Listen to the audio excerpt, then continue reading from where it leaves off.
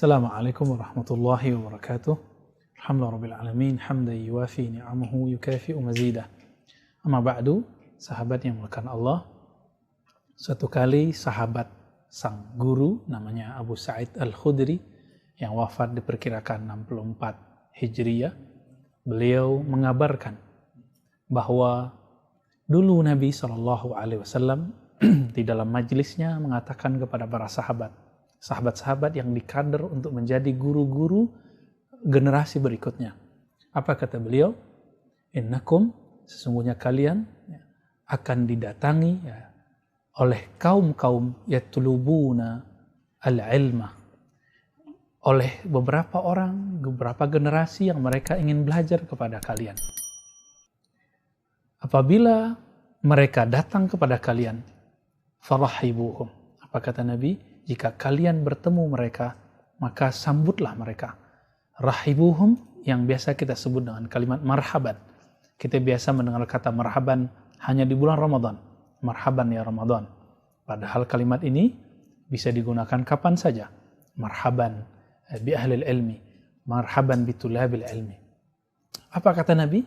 Jika mereka datang, farahibuhum, maka sambutlah mereka, waqnuhum. Lalu sang perawi hadis bertanya kepada Al-Hakam. Rawi dalam hadis itu generasi setelah Abu Sa'id Al-Khudri. Apa makna daripada waqnuhum?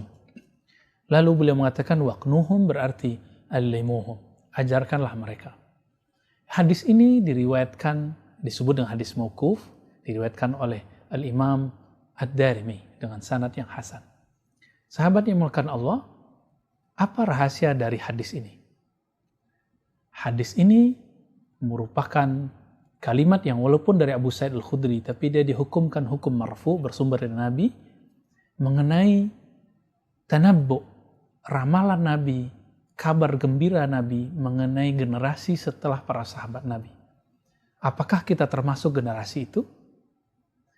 Apabila kita termasuk generasi itu, maka dapat dipastikan kita ini, semua kita ini akan mencari guru-guru yang terhubung kepada ilmu para sahabat. Jika para sahabat dulu duduk bersama Nabi, mendengarkan kalam-kalam Nabi, melihat perbuatan Nabi, lalu mempraktekkan ajaran Nabi SAW, maka mereka belajar juga beramal. Bahkan Sayyidina Umar mengatakan, kami natanawab, kami ini berganti-ganti, karena ada hari-hari kami bekerja, ada hari-hari kami belajar. Ketika kami bekerja, kami nanti bertanya kepada orang yang hadir. Begitu juga sebaliknya, jika kami hadir, yang bekerja bertanya kepada kami. Begitu dalam hadis Imam Bukhari mengenai bab ilmu. Adapun di hadis Imam Al-Darimi tadi, Darimi ini temannya Imam Bukhari. Wafat setahun sebelum Imam Bukhari. Wafat 255. Sedangkan Imam Bukhari wafat tahun 256. Apa yang diriwayatkan Imam Darimi ini?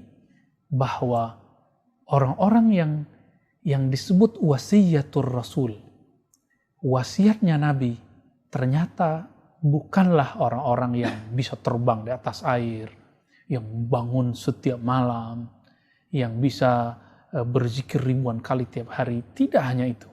Tapi yang disebut wasiatnya Rasul, orang-orang yang diwasiatkan Nabi, yang harus dijaga, yang harus disambut, adalah tulabul ilm. Apakah kita termasuk mereka? Maka mari teman-teman, sahabat yang melakukan Allah, menjadi bagian dari orang-orang yang dikabarkan Nabi SAW. Orang yang mau mengambil ilmu dari orang yang mempunyai sanad keilmuan yang bersambung kepada Rasul SAW. Sahabat yang melakukan Allah, maka keutamaan belajar, keutamaan ilmu itu tergantung dari adabnya dan ilmu yang dipelajari. Suatu kali Sayyid Muhammad Alawi Al-Maliki ditanya, siapakah yang lebih engkau sukai? Orang yang cerdas, kritis, atau orang yang beradab? Apa jawaban beliau? Aku lebih suka kepada orang yang beradab. Kenapa itu? Ternyata setelah kita lihat, orang yang beradab itu, dia akan mampu menerima ilmu dari gurunya tanpa ada hambatan. Cukup dia ingat sejenak sosok gurunya, semua ilmu itu seakan-akan terekam semuanya. berbeda dengan orang yang kritis. Banyak hal yang dia lupakan dari gurunya.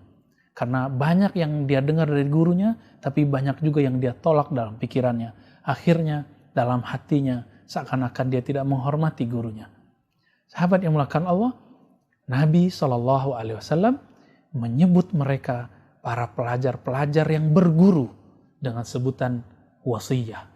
Maka Abu Sa'id Al-Khudri, Abu Hurairah, mereka sepakat ketika ada murid yang datang kepada mereka, maka mereka mengatakan marhaban bi wasiyati Rasulillah. Betul, suatu kali datanglah generasi tabi'in kepada Abu Sa'id Al-Khudri di Masjid Nabawi. Ketika mereka datang, disambut seperti pangeran baru datang, lalu beliau mengatakan, marhaban, selamat datang, welcome, ya. Selamat datang wahai orang yang dulu telah dikabarkan Nabi. Inilah rahasianya teman-teman.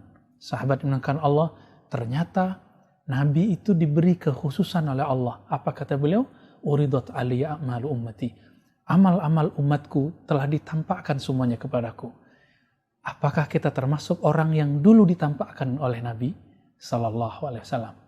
Karena hari ini ilmu telah tertulis dalam kitab-kitab, tapi tetap saja ilmu itu ada di dalam dada seorang alim. Meskipun ilmu itu sudah disebar di YouTube, sudah disebar di sosmed, semuanya itu, tapi tetap saja al-ilmu fis sudur. Ilmu itu tetap saja ada di dalam dada seorang yang alim. Inilah kata Asy-Syaikh Al-Arif Billah Muhammad Zuhdi Al-Makki, salah satu ulama Al-Arif Billah, mursyid Tariqah Naqsyabandiyah Al-Khalidiyah di Mekah dulu. Apa kata beliau? Hadzal ilm ilmu sudur. Ilmu ini sebenarnya adanya di dalam dada. Falazimu ahlahu bil adab. Maka hendaklah kalian datangi ahlinya dengan adab. Adab ini tentu dimulai dengan takzim dalam hati. Maka keutamaan orang yang belajar ini yang paling penting adalah dia sudah pernah dilihat oleh Rasulullah Sallallahu Alaihi Wasallam ketika Rasulullah hidup dengan tubuhnya. Apalagi hari ini, sahabat yang dimuliakan Allah, para nabi, para wali, saat ini mereka bertasarruf, mereka bergerak lebih kuat, lebih dahsyat, lebih cepat daripada gerakannya waktu dia di bumi. Kenapa? Di bumi dia punya hajat duniawi. Sedangkan di sana dikatakan oleh Allah Subhanahu wa taala, balhum ahya'un inda rabbihim yurzakun. Tetapi mereka di sisi Rabb mereka, di sisi Allah Subhanahu wa taala yurzakun, diberi fasilitas, diberi media-media yang membuat mereka gampang mengakses apapun yang mereka mau. Maka sahabat-sahabat yang dimuliakan Allah, mari menjadi bagian orang yang dilihat Nabi Sallallahu Alaihi Wasallam. Sahabat yang dimuliakan Allah, tiadalah kebahagiaan kita melainkan nama kita ada di bawah daftar nama-nama pelajar-pelajar yang disebut Nabi. Maka begitulah kata ahli hadis dulu kala. Apa kata mereka?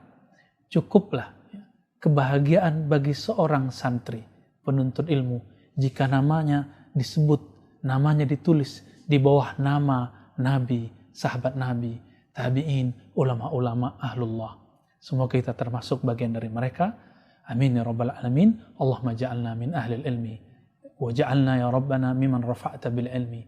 Amin ya rabbal alamin. Wa sallallahu ala nabiyyina Muhammad. Assalamualaikum warahmatullahi wabarakatuh.